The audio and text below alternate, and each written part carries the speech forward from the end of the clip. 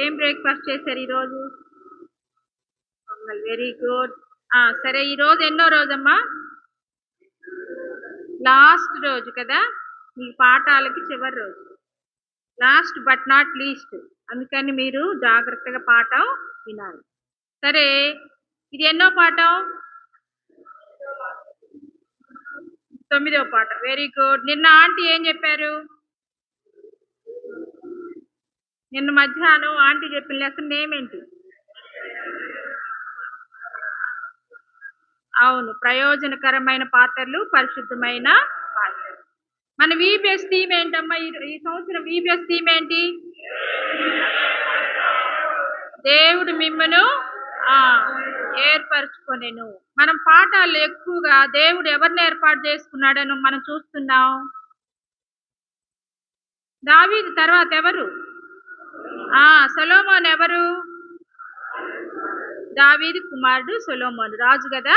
దేవుడు అతన్ని ఏర్పాటు చేసుకొని రాజుగా నియమించాడు. అయితే సొలొమోను నిన్న ఆంటీ చెప్పారు కదా, మందిరం కట్టారు, నిర్మించారని. అన్ని కొలతలతో, దేవదారు మ్రాణులతో చక్కగా అందంగా సొలొమోను మందిరాన్ని కట్టారు. తర్వాత మందిరం కట్టిన తర్వాత ఏం చేస్తాం మనం? ప్రతిష్ఠ చేస్తాం కదా. కాబట్టి సొలొమోను కూడా ఈరోజు ప్రతిష్ఠ చేసినప్పుడు ఏమి ప్రార్థన చేశారో ఈరోజు మనం పాఠంలో నేర్చుకుంటాం. అందరూ ఒక్కసారి మోకరించండి, చిన్న ప్రార్థన చేసుకుందాం. కొంచెం కరెంట్ లేదు, మీకు అభ్యంతరంగా ఉందేమో, విసుక్కోకుండా చిన్న లెసనే మీరు జాగ్రత్తగా వినాలి. అందరూ మోకరించండి, ప్రార్థన చేసుకుందాం. ప్రేమగల పరిశుద్ధమైన తండ్రి, మీ పాదములు వందనాలు, స్తోత్రాలు చెల్లిస్తున్నాం. ఈ ఉదయకాల సమయంలో ప్రభా, మమ్మల్ని ప్రేమించి మమ్మల్ని సజీవ లెక్కలో ఉంచిన ఆయన కాపాడుతూ వచ్చారు. ఈ 9వ లెసన్లో కూడా బిడ్డలతో మీరు మాట్లాడండి ప్రభా. ఎవరైతే ప్రభా ఇంకా తీర్మానం చేసుకోలేదో నాయన, మీ విషయంలో ప్రభ ఎవరు వెనకంజ వేస్తున్నారో అటు వారిని మీరే ప్రభ దర్శించండి ప్రభా. మీరే వారితో మాట్లాడండి. ప్రతి ఒక్క యవనస్తుని, ప్రతి ఒక్క యవనస్తురాలు మీరే జ్ఞాపకం చేసుకోండి. వారి మనసుల్లో, వారి హృదయాల్లో మీ వాక్యం నింపబడినట్లు సహాయం చేయండి. అల్పురాలను, అయోగ్యురాలను, కేవలం నిష్ప్రయోజకురాలనై నన్ను ప్రభా మీ సిలువు చాటును మరుగుపరచండి. ఏదైతే బిడ్డలకు అవసరమో ఆ మాటలు ప్రభా మీరు అందించండి. నా నోటికి మీరు బూరగా ఉండండి ప్రభా. నా సొంత జ్ఞానం కాదు కానీ మీ ఆత్మ సంబంధమైన ఆలోచనలు ప్రభు మీరే నడిపించమని ముందున్న సమయాన్ని మీ దగ్గర హస్తాలకు పెట్టుకుంటూ యేసు ప్రభు పరిశుద్ధమైన నామంలో అతి వినయంతో ప్రార్థన చేసి వేడుచున్నాను తండ్రి. ఓకే, ఈరోజు మనము సొలొమోను చేసిన ప్రార్థన లెసన్ నేర్చుకుంటాం. కొంచెం జాగ్రత్తగా వినండి నాన్న. అందరూ 1వ రాజులు 8వ అధ్యాయం తీయండి. విసుక్కోకుండా కొంచెం కాన్సన్ట్రేట్ చేయాలి. 1వ రాజుల గ్రంథము 8వ అధ్యాయము 22వ వచనం.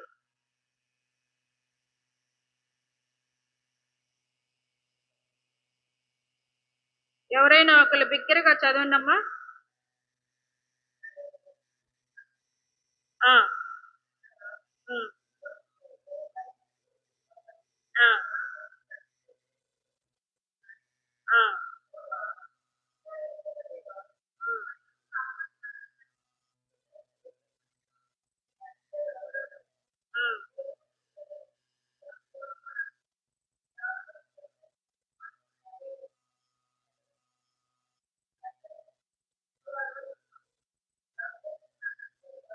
చాలమ్మా. 22వ వచనంలో ఏముంది? ఇశ్రాయేలు సమాజంలో కూర్చుండగా సొలొమోను యెహోవా బలిపీఠం ఎదుట నిలువబడి, యెహోవా బలిపీఠం ఎదుట మందిరం ప్రతిష్ఠ చేస్తాం కదా. మందిరం కట్టినప్పుడు మందిర ప్రతిష్ఠ చేసేటప్పుడంట సొలొమోను మహారాజు చేసిన ప్రార్థన ఎలా ప్రార్థన చేశాడు చెప్పండి?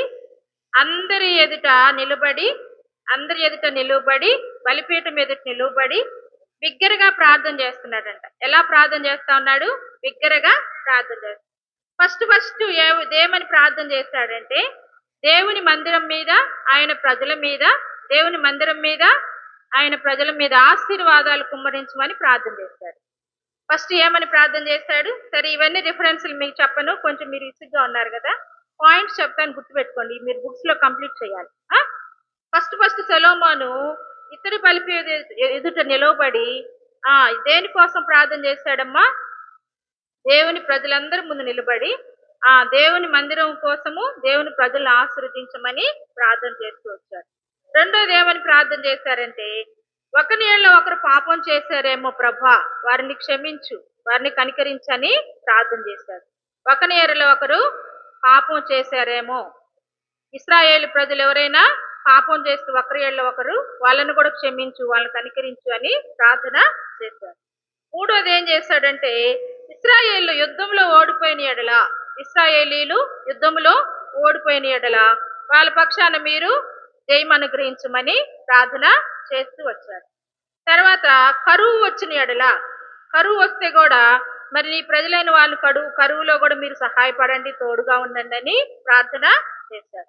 తర్వాత తెగులు వచ్చిన ఎడల, తెగులు వచ్చా కూడా మరి దేవా నువ్వే మన ప్రజలను కాపాడండి, ఇశ్రాయేలు ప్రజలని ప్రార్థన చేస్తూ వచ్చాడు.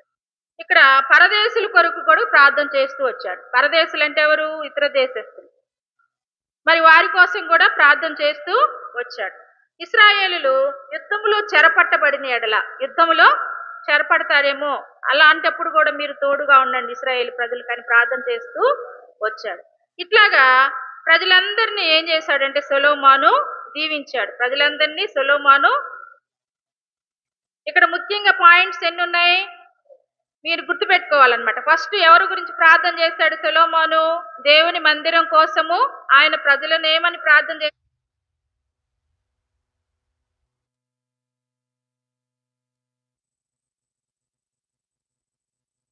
పాపం చేశారేమో, వారి యందు క్షమాపణ ఇవ్వమని ప్రార్థన చేస్తూ వచ్చాడు. మూడవదిగా మరి ఇశ్రాయేలు యుద్ధంలో ఓడిపోయిన అప్పుడు కూడా మరి ప్రార్థన చేస్తూ వచ్చాడు. కరువులో ప్రార్థన చేస్తూ వచ్చాడు. తెగులు వచ్చినప్పుడు సొలొమోను చేసిన ప్రార్థన. పరదేశుల కొరకు ప్రార్థన చేస్తూ వచ్చాడు. ప్రజలందరినీ సొలొమోను అంత అయిపోయినాక, ప్రార్థన చేసి అయిపోయినాక ప్రజలందరినీ దీవిస్తాడనమాట. ప్రజలందరినీ ఏం చేస్తాడు? దీవిస్తాడు. చూడండి 1 రాజులు 8:54 చదవండి. 1 రాజులు 8వ అధ్యాయం 50.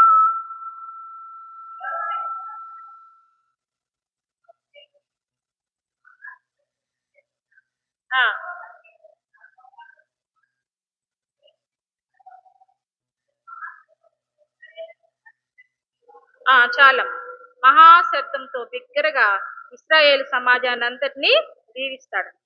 మీరు 1 రాజులు 8వ అధ్యాయం అంతా చూస్తే సొలొమోను ఏ విధంగా ప్రార్థన చేశాడో మీకు మొత్తం అర్థమవుతుంది అనమాట. మనం ఇప్పుడు మొత్తం చదవాలంటే సమయం చాలదు, కానీ అందుకని నేను క్లుప్తంగా చెప్తున్నా మీకు. సరే, ఈ రోజు మన లెసన్ ఏంటంటే కరుణా పాత్ర. ఏంటమ్మా? కరుణా పాత్ర. ఫిగర్స్ ఎక్కువ లేవు, మీరు జాగ్రత్తగా లెసన్ మాత్రం వినండి, గుర్తుపెట్టుకోవాలి.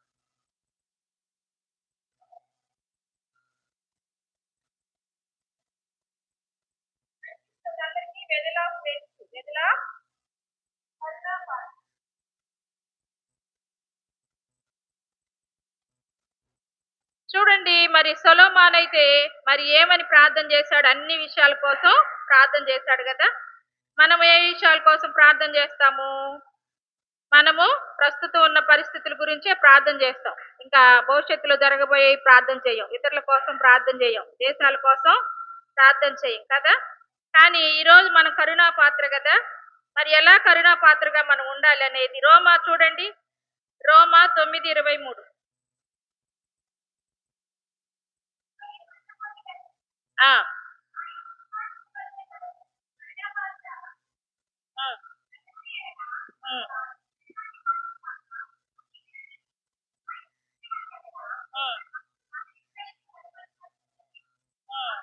చాలమ్మ కరుణా పాత్ర. చూడండి 23వ వచనం ఒకటి గమనించండి.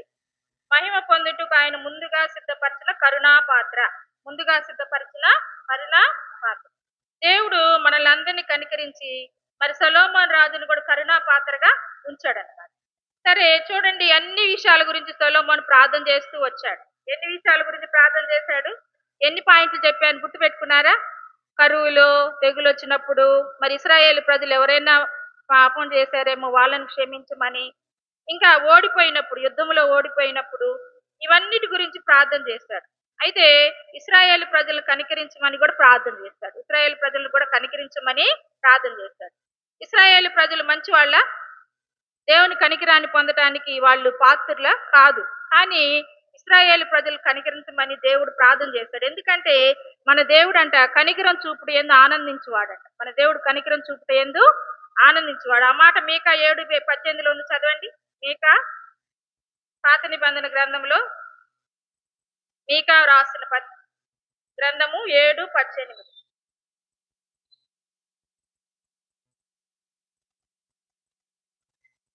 ఒకళ్ళు చదవండి అమ్మా. 767 పేజ్. ఆ ఆ ఆ తమ్ముడైన దేవుడు ఉన్నాడా? ఆ ఆ ఆయన కనికరం చూపుట యందు సంతోషించువాడు. ఆయన కనికరం చూపుట యందు సంతోషించువాడు కనుక ఆయన నిరంతరము కోపముంచడు. నిరంతరము కోపముంచడు. మన దేవుడంట కనికరం చూపుట్లో ఆనందించు దేవుడై ఉన్నాడు. మన దేవుడు కనికరం చూపుట యందు ఆనందించు దేవుడై ఉన్నాడు. మరి చూడండి, ఇక్కడ మనము క్రీస్తు తర్వాత అంట 600 సంవత్సరాల కంట అరేబియాలో మహమ్మద్ అనే ఒక వ్యక్తి ఒక మతాన్ని స్థాపించాడంట. క్రీస్తు తర్వాత 600 సంవత్సరాలు ఆయన స్థాపించిన మతం ఏంటంటే ఇస్లాం మతం, మహమ్మదీయ మతం. ఆ మతంలో వాళ్ళంట మతాచారాలు బాగా కలిగి ఉంటారు, చాలా నిష్ఠగా ఉంటారన్నమాట. రోజుకొచ్చేసి 5 పర్యాలు ప్రార్థన చేస్తూ ఉంటారు. మరి శుక్రవారం మహమ్మదీయులు తెలుసా మీకు? ఎవరు ముస్లిం ఫ్రెండ్స్ ఉన్నారా? వాళ్ళు ఎక్కడికి వెళ్తారు? మసీద్కి వెళ్తారు కదా. వాళ్ళు ఆ టైంకి రాగానే ఎక్కడన్నా చాప గాని ఏదన్నా గుడ్డ గాని ఉంటే పరుచుకొని ప్రార్థన చేస్తారంట. వాళ్ళు శుక్రవారం రాగానే మరి నిష్ఠగా వాళ్ళ యొక్క ఆచారాల ప్రకారం వాళ్ళు ఏం చేస్తారంటే, వాళ్ళు మసీదుకి వెళ్ళినా వెళ్ళకపోయినా ఆ సమయానికి ఏదో ఒక గుడ్డ గాని ఏదన్నా చాప గాని పరుచుకొని నమాజ్ చేస్తారు.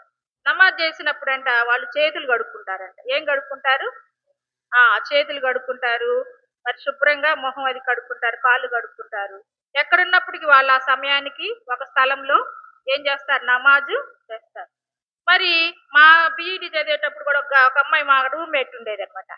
ఆ అమ్మాయి శుక్రవారం వస్తే ఏం చేసేదంటే, మేమందరం కాలేజీకి వెళ్ళి వచ్చినాక మెస్కని వస్తే ఆ అమ్మాయి ఏం చేస్తుందంటే, మీరు తినండిలే నేను తర్వాత తింటాను, ముందు ఏం చేస్తుందంటే ఆ అమ్మాయి రాగానే కాళ్ళు చేతులు మొహం కడుక్కొని నమాజ్ చేస్తూ ఉంటుంది. చేతులు కడుక్కోకుండా నమాజ్ చేస్తేనంట వాళ్ళ దేవుడు క్షమించడంట. వాళ్ళ దేవుడు, అది వాళ్ళ ఆచారం, అది వాళ్ళ ఆచారం. అయితే మన దేవుడు చేతులు కడుక్కోలేదా కాళ్ళు కడుక్కోలేదా అని చూస్తున్నాడా? మన దేవుడు ఏం చూస్తున్నాడు చెప్పండి? హృదయాన్ని చూస్తున్నాడు, హృదయాన్ని. అందుకే మీకు మొదటి పాటల కంఠవాక్యం గుర్తుంది ఎవరికైనా?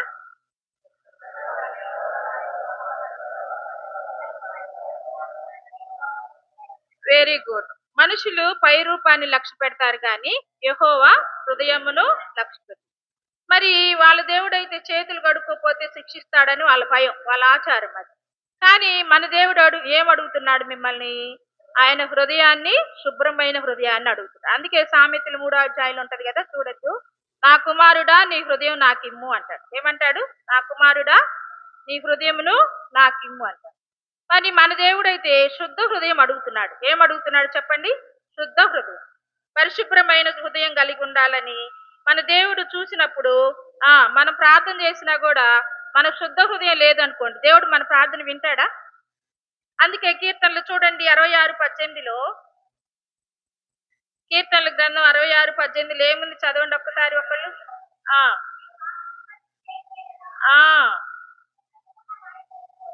చాలా. మన హృదయంలో పాపాన్ని లక్ష్యం చేస్తేనంట, పాపం మీద మన దృష్టి ఉంటేనంట దేవుడు మన ప్రార్థన వినడు.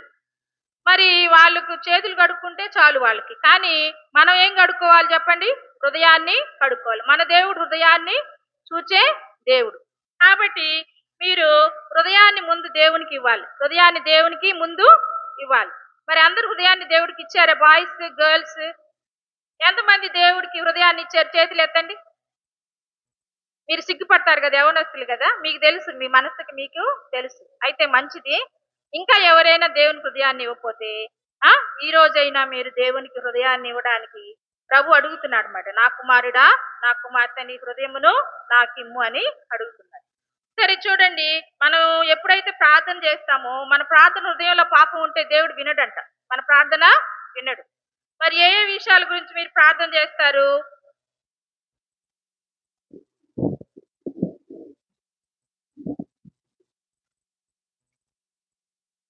సొలొమోను మహారాజు ఏ ఏ విషయాల కోసం ప్రార్థన చేస్తూ వచ్చాడమ్మా?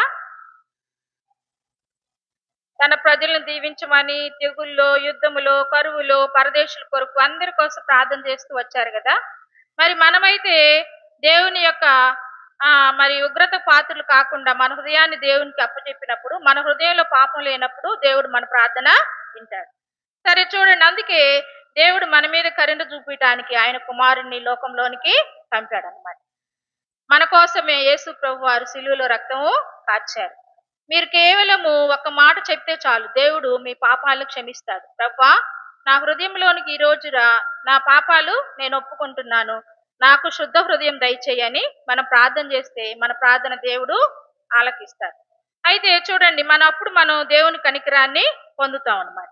మనము ప్రార్థన చేసినప్పుడు దేవుడు మన హృదయంలోనికి వస్తాడు. మరి ఎవరైతే శుద్ధ హృదయం కలిగి ఉంటారో వాళ్ళంట కరుణా పాత్రలుగా ఉండాలి. ఎలా ఉండాలి చెప్పండి? కరుణా పాత్రలుగా ఉండాలి. కరుణా పాత్రలు అంటే ఏంటి? మనం ఇతరుల ఏళ్ళ కరుణ చూపాలి. కరుణ అంటే ఏంటి? జాలి, దయ. మనం కరుణ పొందాము, దేవుని దగ్గర కనికరం పొందాము, మన హృదయాన్ని దేవునికి అప్పచెప్పాము, దేవుడు మనల్ని కనికరించాడు. మనం ఎలా ఉండాలి? ఇతరులకు కూడా కరుణా పాత్రలుగా ఉండాలి. ఇతరుల కోసం కూడా మనం ఏం చేయాలి చెప్పండి? ప్రార్థన చేయాలి. అయితే ఏ ఏ విషయాల కోసం మనం ప్రార్థన చేయాలి? నమ్మకమైన క్రైస్తవులు ఏ విధంగా ప్రార్థన చేయాలి? 1 తిమోతి 2:1-4 చదవండి. 1 తిమోతి 2 1-4 వచ్చి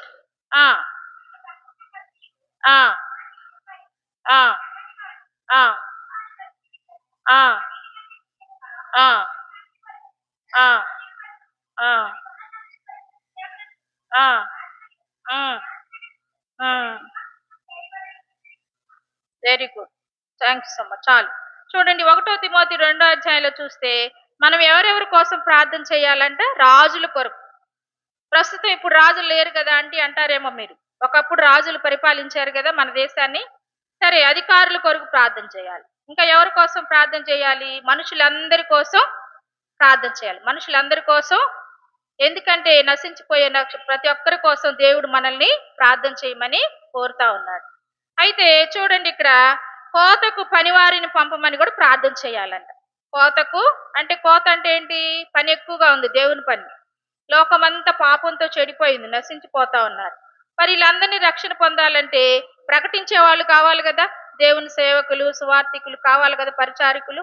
వాళ్ళందరి కోసం కూడా మనం ప్రార్థన చేయాలి. అందుకే చూడండి, ఎఫెసీ 6:18-19 బాయ్స్ చదవండి అన్న. ఒకళ్ళు గర్ల్స్ చదువుతున్నారు, మీరు ఒకళ్ళు చదవండి బిగ్గరగా.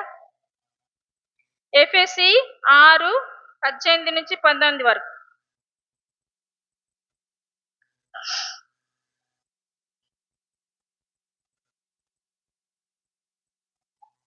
చదువుతారా? బాయ్స్ చదువుతున్నారా లేదరా? చూడండి. సరే, మీరు బైబిల్ చూడండి. అంత సిగ్గుగా ఉందా? సరే చదవండి అమ్మా, ఎవరో ఒకరు చదివి.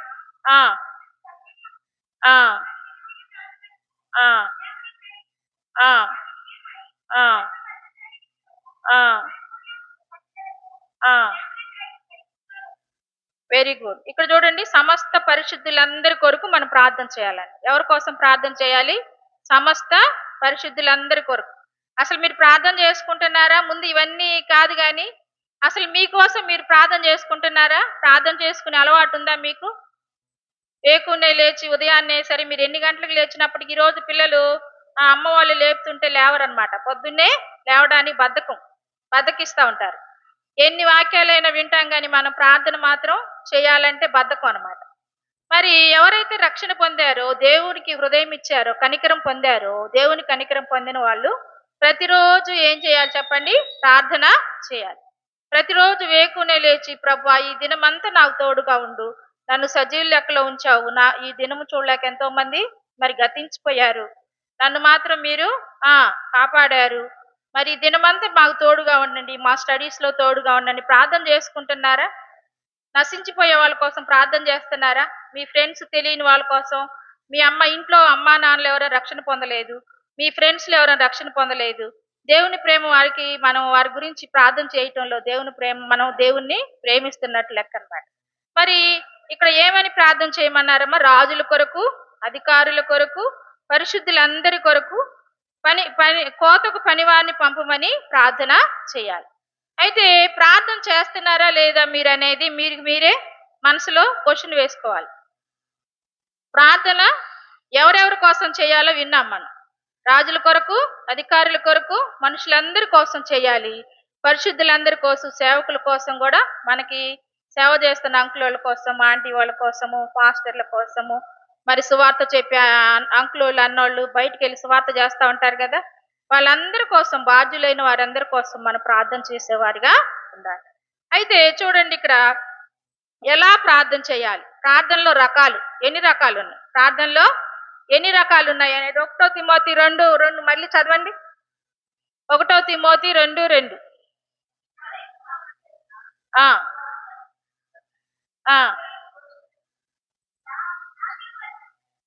1 తిమోతి 2:2.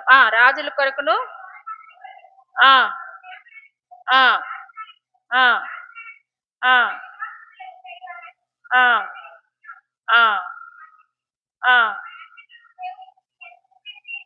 Very good. చూడండి ఇక్కడ మనం ఎన్ని రకాలుగా ప్రార్థన ఉంది, మీరు బుక్ లో పూర్తి చేయాలి, నన్ను గుర్తుపెట్టుకోవాలి. ప్రార్థన చేయాలి, ఎవరెవరి కోసం ప్రార్థన చేయాలో విన్నాం మనం.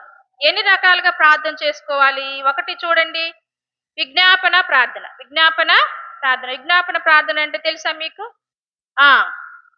వేరే వాళ్ళ కోసం మనం ఏం చేయాలి? విజ్ఞాపన చేయాలి. ఎవరైనా బాగులేని వాళ్ళ కోసం కానీ, కష్టాల్లో ఉన్న వాళ్ళ కోసం, ఇరుకుల్లో ఇబ్బందుల్లో ఉన్న వారి కోసం, పక్కన వాళ్ళ కోసం, ఇతరుల కోసం మనం దేవుని దగ్గర మొరపెట్టడం ఏమంటామంటే విజ్ఞాపన ప్రార్థన. రెండవది ఏంటంటే సామాన్యమైన ప్రార్థన. సామాన్య ప్రార్థన. 3 యాచనలు. యాచనలు అంటే ఏంటి?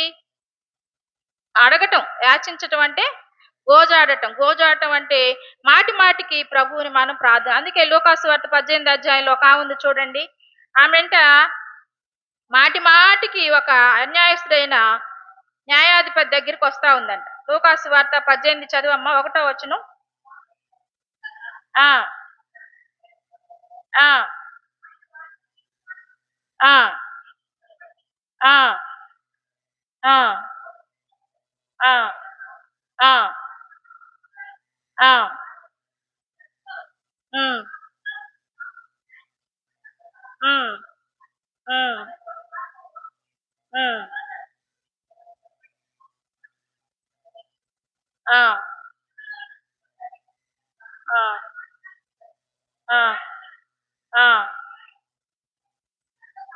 Very good. మాటి మాటికి వచ్చి నన్ను గోజాడకుండునట్లు. లూకాసు వార్త 18వ అధ్యాయంలో ఒక విధవరాలు ఉందన్నమాట. ఆమె ఒక అన్యాయస్తులైన న్యాయాధిపతి, ఒక లాయర్ దగ్గరికి వచ్చి నాకు తీర్పు తీర్చు, న్యాయం తీర్చు అని రోజు అడుగుతుందన్నమాట. గోజాడటం అంటే ఏంటంటే అందుకు చెప్తున్నాను మీకు. మాటి మాటికి వచ్చి గోజాడుతుందంట, అంటే మాటి మాటికి వచ్చి ఆయన్ని అడుగుతా ఉంది, యాచిస్తా ఉంది. కాబట్టి మన యాచనలు, గోజాడటం అంటే ఏంటి? మాటి మాటికి మనం పదే విసుకకుండా అడగటాన్ని గోజాడటం అంటారు. సరే, ఇంకో ప్రార్థన ఏంటంటే కృతజ్ఞతాస్తుతులతో ప్రార్థన. కృతజ్ఞతాస్తుతులతో మనకి ఏదైనా మేలు జరిగినప్పుడు మన కృతజ్ఞత కూడికలు పెట్టుకుంటాం కదా ఇళ్లలో, కృతజ్ఞతాస్తుతులతో ప్రార్థన చేయటం. తర్వాత ఇంకా ఏంటంటే ఉపవాస కన్నీటి ప్రార్థన. ఉపవాసం ఉండి కన్నీటితో ప్రార్థన చేసినప్పుడు కష్టమైన పరిస్థితులైనా, ఏదైనా మనకి జీవితంలో ఇంకా ఎదురయ్యే ఇబ్బందులు తొలగినప్పుడు మనం ఏ ప్రార్థన చేయాలి చెప్పండి? ఉపవాస ప్రార్థన చేయాలి. మరి ఇది ఎన్ని రకాలు చెప్పాను ఇప్పుడు చెప్పండి ప్రార్థనలు? విజ్ఞాపన ప్రార్థన, రెండవది సామాన్యమైన ప్రార్థన, మూడవది యాచనలు, నాలుగవది కృతజ్ఞతాస్తుతులకు కూడిన ప్రార్థన, 5 ఉపవాసం ఉండి చేసే కన్నీటి ప్రార్థన. ఇన్ని రకాలుగా మన ప్రార్థన 1 తిమోతి 2:2లో మనం చూస్తా ఉన్నాం. అయితే మీరే ప్రార్థన చేస్తున్నారు? కనీసం సామాన్యమైన ప్రార్థన చేస్తున్నారా? లేకపోతే మీ గురించి మీరే చేసుకుంటున్నారా రోజు? ఇతరుల కోసం ప్రార్థన చేస్తున్నామా? మీరే కాదు, నేనైనా, మనమైన అందరం కూడా మరి ప్రార్థన అనేది చాలా ముఖ్యమైనది. మన ఆత్మీయ జీవితంలో ప్రార్థన అనేది చాలా ముఖ్యమైనది. అందుకే ఒక కొటేషన్ ఉందన్నమాట. ఏమంటే prayerless Christian is powerless Christian అంట. ప్రేయర్ లేని, ప్రార్థనా జీవితం లేని క్రిస్టియన్, ఒక క్రైస్తవునికి ఏముండదు చెప్పండి? పవరు, శక్తి ఉండదు. ఏముండదు?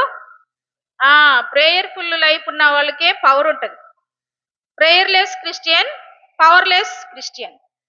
మీ దగ్గర అన్ని చేస్తున్నా కూడా మీరు దేవుని శక్తిని పొందుకోలేరు, దేవుని ఆత్మను మీరు పొందుకోలేరు. ఎప్పుడు మనం ప్రార్థన చేయకపోతే పవర్ ఉండదు మనలో. ఏముండదు? కరెంట్ లేకపోతే ఎంత ఇబ్బంది పడ్డాం ఇప్పుడు, పవర్ లేకపోతే కదా. మరి మీరు ఎన్ని పనులు చేస్తున్నా, మందిరంలో ఎన్ని చేస్తున్నా, మీరు ప్రార్థనకి మోకరించమంటే కొంతమంది బద్ధకంగా చక్కగా ఏదో కూర్చొని 2 కాళ్ళు అట్లా పక్కకు మడుచుకుంటున్నారు. మీరు ఇప్పుడే ముసలోళ్ళు కాదు కదా. చక్కగా మోకరించాలి. మరి ప్రార్థన అనగానే ఆసక్తిగా ఉండాలి. ఎన్నన్నా సైతాన్ అంటే మనల్ని ఎక్కడ మోసం చేస్తుంది అంటే ప్రార్థన దగ్గరే మోసం చేస్తుంది. నువ్వు వాక్యం విను, మందిరంలో అన్ని పనులు చేయి, వడ్డించు, చేపలు అన్ని చెయ్యి అంటది, కానీ ప్రార్థన మాత్రం చేయటం ఎవరికి ఇష్టం ఉండదు? సైతానికి ఇష్టం ఉండదు. సరే, మీకు ఎవరికైనా ప్రార్థన చేయటం రాదా అంటే నాకు అన్నారనుకోండి, ఏమని అడగాలి? దేవుణ్ణి మనం అడగాలి. దేవా, నాకు ప్రార్థన చేయడం రాదు, మరి ప్రార్థన నేర్పించమని అడగాలి. అందుకే నిన్న చదువుకున్నారు కదా మీరు, మీలో ఎవరికైనా జ్ఞానము కొదువుగా ఉన్న దేవుని అడగవలెను, దేవుడు అతడు ధారాళముగా అనుగ్రహిస్తాడు. దేవుడు పరిశుద్ధాత్మను కూడా ఎంతో నిశ్చయంగా మనకి అనుగ్రహిస్తాడు. కాబట్టి మీరు ప్రేయర్ఫుల్ లైఫ్ కలిగి ఉండాలి. ప్రేయర్ఫుల్ లైఫ్ కలిగి ఉండాలి. అప్పుడే మీరు యవనస్తులు, మామూలు బలం ఉంటది, మీకు శరీర బలం ఉంటది, కానీ ఏముండదు? ఆత్మ బలము ఉండదు. ఎప్పుడైతే మీరు ప్రేయర్ లైఫ్ కలిగి ఉన్నారో అప్పుడు దేవుని యొక్క పవర్ మీలో ఉంటదన్నమాట. మీ స్టడీస్ లో విజయము, మీరున్న ప్లేస్ లో దేవునికి మహిమగా సాక్షులుగా ఉంటారు. సరే, ఇప్పుడు ఎన్ని రకాల ప్రార్థన చూసాం, విన్నారు కదా, గుర్తుపెట్టుకున్నారా? సరే, మనం కరుణా పాత్రలుగా ఉండాలంటే మనం ఎలా ఉండాలంటే ఇతరులకి సాక్ష్యం చెప్పేవాళ్ళుగా ఉండాలి. ఫస్ట్ ప్రార్థన చేసే వాళ్ళకు ఉండాలి. రెండోది ఇతరులకి సాక్ష్యం చెప్పాలి.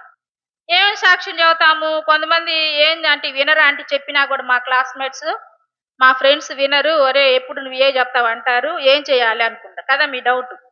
సాక్ష్యం చెప్పాలి. మన బాధ్యత ప్రకారం మనం చెప్పాలి. మనం ఎట్లా రక్షణ పొందాము, అంతకుముందు ఎలా ఉన్నాము, ఇప్పుడు ఎలా ఉన్నాము. వాళ్ళు వినకపోతే ఏం చేస్తారంటే మన ప్రవర్తన చూసి నేర్చుకుంటారంట. మన ప్రవర్తన చూసి వాళ్ళు గ్రహిస్తారు, నీలో మార్పు ఉన్నదని గ్రహిస్తారు. ఇంత ముందు కంటే ఇప్పుడు నీవు ఎట్లా ఉన్నావు, నీ సాక్ష్యాన్ని బట్టి వాళ్ళు నిన్ను నమ్ముతారంట. కాబట్టి మనము కరుణా పాత్రలుగా ఉండాలంటే ముందు ప్రార్థన చేసే వాళ్ళుగా ఉండాలి. రెండోది ఇతరులకి సాక్ష్యం చెప్పేవాళ్ళుగా ఉండాలి. అంతేకాదు, మూడోది ఏంటంటే సండే స్కూల్కి, చర్చికి ఇతరులని నడిపించేవారిగా ఉండాలి. సండే స్కూల్కి, చర్చికి ఇతరులను నడిపించే వాళ్ళుగా ఉండాలి. అంటే చూడండి, ఎవరైనా తెలియని వాళ్ళని మనం కొత్త వాళ్ళని ఆహ్వానించటం, దేవుని గురించి వాళ్ళకి చెప్పడము, వాళ్ళ యొక్క బాగోగులు చూడటం, వాళ్ళని మనం ఫాలో అప్ చేయటం చేయాలి. నాలుగోది ఏంటంటే ప్రేమ దయ చూపించటం. ప్రేమ దయ చూపించడం అంటే వాళ్ళ పక్షాన మనం ఎవరైనా వాళ్ళ మీద ఏదైనా తిరుగుబాటు చేసి కోప్పడి ఏదన్నా వాడిని అన్యాయంగా కొడుతున్నారనుకో, మనం చూస్తూ ఉండొచ్చా? కరుణ గల్ల వాళ్ళు, జాలి గల్ల వాళ్ళు ఏం చేస్తారు? అతని పక్షాన పోరాడతామా లేదా?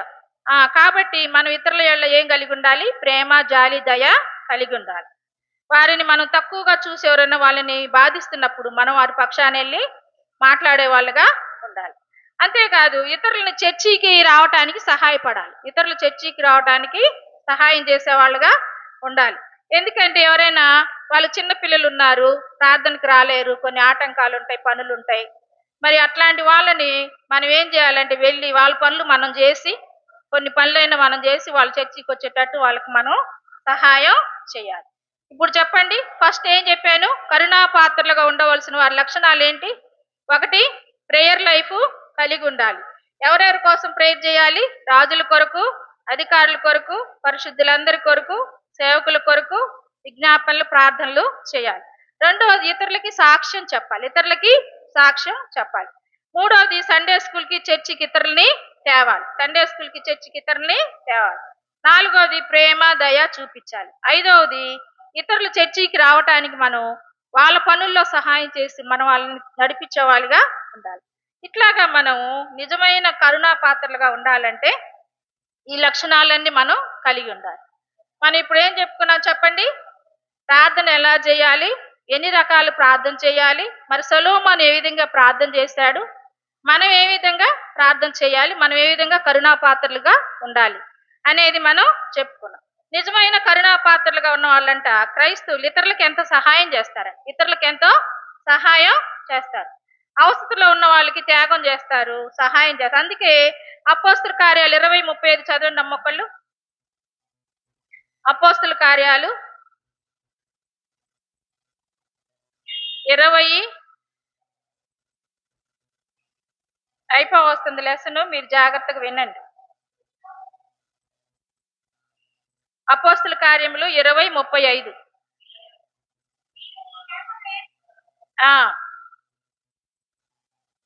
అపోస్తుల కార్యములు 20:35.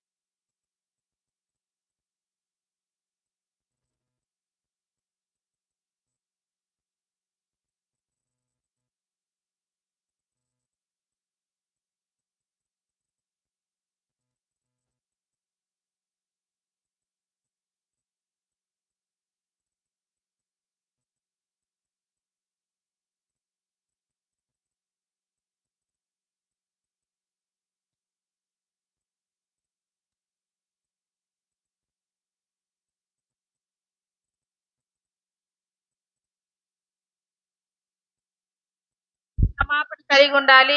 ఒకళ్ళు ఏం చేయాలి, ఏదైనా ఒక పాపం చేస్తే వాళ్ళని క్షమించమని ప్రార్థన చేస్తూ వచ్చారు. మూడవది ఇశ్రాయేలీయులు యుద్ధంలో ఓడిపోయిన ఎడ్ల, ఇశ్రాయేలు యుద్ధంలో ఓడిపోతే ఎట్లా అని అప్పుడు కూడా ప్రార్థన చేస్తూ వచ్చాడు. తర్వాత కరువు వచ్చినప్పుడు కూడా సొలొమోను ప్రార్థన చేస్తూ వచ్చాడు. తెగులు వచ్చినప్పుడు కూడా ప్రార్థన చేస్తూ వచ్చాడు. పరదేశుల కొరకు కూడా సొలొమోను ప్రార్థన చేస్తూ వచ్చాడు. చివరికి ప్రజలందరినీ సొలొమోను దీవించాడు. ఏం చేశాడు చెప్పండి? దీవించాడు. మరి మనము కూడా ప్రార్థన అనేది మన జీవితంలో, ఆత్మీయ జీవితంలో చాలా ముఖ్యమైనది. యవనస్తులుగా మీరు నేర్చుకోవాల్సింది ఏంటంటే ఇప్పటి నుంచే మీరు ప్రార్థించటం బాగా నేర్చుకోవాలి, అలవాటు చేసుకోవాలి. మీరు యవనకాల జీవితంలో దేవుని కాడి మోయటం ఎంతో మేలు అనమాట. నిజంగా మనం ఎన్నో పనులు చేస్తాం కానీ, అన్ని పనులు అంకులు చెప్పినాయి, ఆంటీ వాళ్ళు చెప్పినాయి చేస్తాం కానీ ప్రార్థన అనేది మనం ఏం చేస్తాం చెప్పండి? వెనుకని చేస్తాం. ప్రార్థన చేయమంటే కొంతమంది సిగ్గుపడతారు, కొంతమంది ఏం చేస్తారు, వెనుకంజ వేస్తారు. కాబట్టి ఈ దినం మన పాఠంలో నేర్చుకున్నది ఏంటంటే సొలొమోను చేసిన ప్రార్థన. ఆయన ఏ రకంగా ప్రార్థన చేశాడు, దేని గురించి ప్రార్థన చేస్తూ వచ్చాడు, మనం దేని గురించి ప్రార్థన చేయాలి, ఎవరెవరి గురించి ప్రార్థన చేయాలి విన్నాం కదా. ఎవరెవరి గురించి నేను చెప్పాను. రాజుల కొరకు, అధికారుల కొరకు, పరిశుద్ధులందరి కొరకు, సేవకుల కొరకు, పరిచారకుల కొరకు, అందరి కోసం మనం ప్రార్థన చేసే వాళ్ళుగా ఉండాలి. ఎలా ప్రార్థన చేయాలి? ఫస్ట్ ఎన్ని రకాల ప్రార్థన ఉంది చెప్పండి? 5 రకాల ప్రార్థన. ఏంటి? మీకు బుక్ లో రాయాలి అవి. విజ్ఞాపన ప్రార్థన, రెండోది సామాన్య ప్రార్థన, మూడోది యాచనలు గోజాడటము, నాలుగోది కృతజ్ఞత స్తుతితో కూడిన ప్రార్థన, ఐదవది ఉపవాస కన్నీటి ప్రార్థన. మరి కరుణా పాత్రలుగా మనం ఉండాలనుకుంటున్నాం, మీకు ఆశ ఉంది. అయితే మీరు కరుణా పాత్రలుగా ఉండే వాళ్ళు ఎలా ఉండాలి ఇతరులకు చెప్పండి? ఇతరులకు ఎలా ఉండాలి? మీరు కూడా మాదిరికరంగా ఉండాలి, ప్రార్థనా జీవితం కలిగి ఉండి ఇతరుల ప్రార్థన చేయాలి, ఇతరుల కొరకు మనం ప్రార్థన చేయాలి. అంతేకాదు సాక్షి జీవితాన్ని కలిగి ఉండాలి, మంచి సాక్షి జీవితాన్ని కలిగి ఉండాలి. సండే స్కూల్కి చర్చికి ఇతరులని నడిపించేవారిగా ఉండాలి. చర్చికి ఇతరులని ఆహ్వానించే వాళ్ళగా ఉండాలి. కొత్త వాళ్ళని ఆహ్వానించే వాళ్ళగా ఉండాలి. ఇట్లాగా మరి నిజమైన కరుణా పాత్రలుగా మనం ఉన్నట్లయితే దేవుడు మిమ్మల్ని కూడా మీ ఆత్మీయ జీవితాన్ని, మీ యవన జీవితాన్ని ఏం చేస్తాడమ్మా? బ్లెస్ చేస్తాడు. ఏం చేస్తాడు? మిమ్మల్ని కూడా దీవిస్తాడు అనమాట. మీరు దీవెనకరంగా ఉంటారా? లేకపోతే ఎలా ఉండాలని ఇష్టపడుతున్నారు? కరుణా పాత్రలుగా ఉండాలని ఇష్టపడుతున్నారా? కరుణా పాత్రలుగా ఉండాలంటే ఏ లక్షణాలు ఉండాలి? First prayer life. Prayer life అనేది నిర్లక్ష్యం చేయదు. యవ్వన కాలం నుంచి మీరు నేర్చుకోండి. ప్రతి ఒక్క రోజు మనం ఎప్పుడైతే దేవుని ప్రార్థన చేసుకొని మన పనులు కొనసాగిస్తామో దేవుడు మనకి తోడుగా ఉంటాడు. ఆయన సన్నిధిని మనకి తోడుగా వస్తాడు. మన రాకపోకల్లో, మన స్టడీస్లో దేవుడు అన్ని విషయాలు మనల్ని కాపాడు. మరి ఈరోజు ప్రార్థన చేసుకుంటారా మీరు? ప్రభువా, మేము కూడా కరుణా పాత్రలుగా ఉండాలనుకుంటున్నాము. మరి మీరు నాకు సహాయం చేయి ప్రభువా, నాకు ప్రార్థన చేయడం రాదు, ఎలాగ ప్రార్థన చేయాలో, ఎన్ని రకాలుగా ప్రార్థన చేయాలి ఈరోజు లెసన్ ద్వారా మాకు మీరు తెలియజేశారు. మరి మేము ఈ రోజు నుంచి ప్రార్థన చేయడం నేర్చుకుంటాం ప్రభువా అని మీరు మనసులో ఏం చేయాలి చెప్పండి? ప్రార్థన చేసుకోవాలి. అందరం ప్రార్థన చేసుకుందాము. మరి మోకరించండి. అంకులు వచ్చి ప్రార్థన చేస్తారు.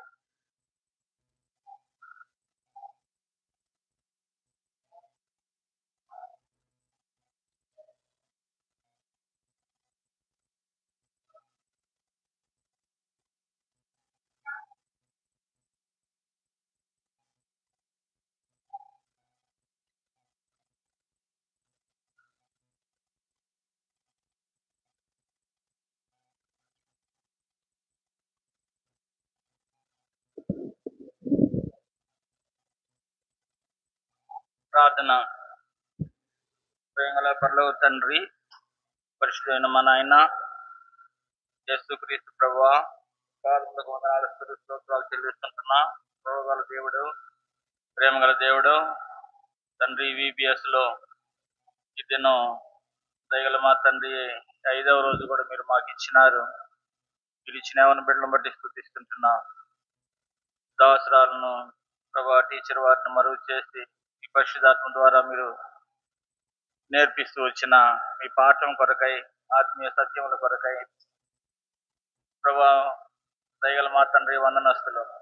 ప్రభా, దయగల మా తండ్రి, ఈ బిడ్డలను కరుణా పాత్రలుగా చేయమని ఆయన దీవించండి, ఆశీర్వదించండి. గ్రూపు వర్క్లో తోడయండి, సహాయం చేయండి. మీ ప్రత్యక్షత అనుగ్రహించండి, మీ దర్శనం అనుగ్రహించండి. రక్షణ లేని వారికి రక్షణ దయచేయమని ఆయన, రక్షించబడిన వారిని మీ అందు స్థిరపరచు, బలపరచు, తోడయుండు స్వామి. యేసుక్రీస్తు ప్రభు నామమున ప్రార్థన చేసి స్తుతించి వేడుకొంచున్నాం తండ్రి. ఆమేన్. Praise Lord. గ్రూప్గా కూర్చోనండి.